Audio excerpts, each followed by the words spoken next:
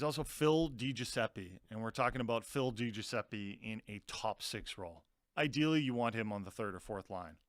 Yeah. But right now, with the injury to Mikheyev, what you might be able to do if Mikheyev was healthy is you put a guy like, I don't know, Beauvillier with Miller and Besser. Mm-hmm.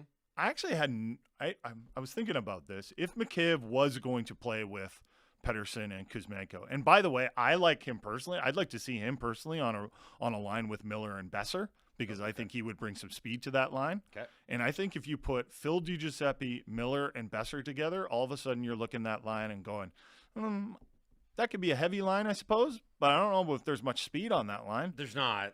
Right? It's definitely not going to be like a speed hole type line. Yeah, right? Phil DiGiuseppe and Besser on the wings. Yeah. Like Miller is, I don't know, he's not dreadfully slow, but he's not a burner. No. And I think this is just a conversation that we can have. Like, you talked about no NHL roster is perfect. And I think, you know what I immediately thought of when you said that? I was like, yeah, like even Colorado. Like, we'll see if Ryan Johansson can hold down the 2C spot in Colorado, things like that. But we're talking about the Canucks here, and we've got the top 2 lines, and we've got the pairs, Miller and Besser, and we've got Kuzmenko and Pettersson. But the wingers there, massive question mark. Sure. Massive wild card. And you can say, well, maybe Beauvillier works on one of them. And you can say, fine, okay, Beauvillier on one of them. Who's going to be the other one if Mikheyev isn't healthy? You could bring up Garland, but then all of a sudden, what does your third line look like? A lot of things that the reporters are kind of saying under their breath to right now. What happens if the Canucks get one more injury, a key injury? All of a sudden, then you're going like, wow. Yeah, and there are depth concerns right here. They need one of these young players or one of these no-name players to come out and be a good story.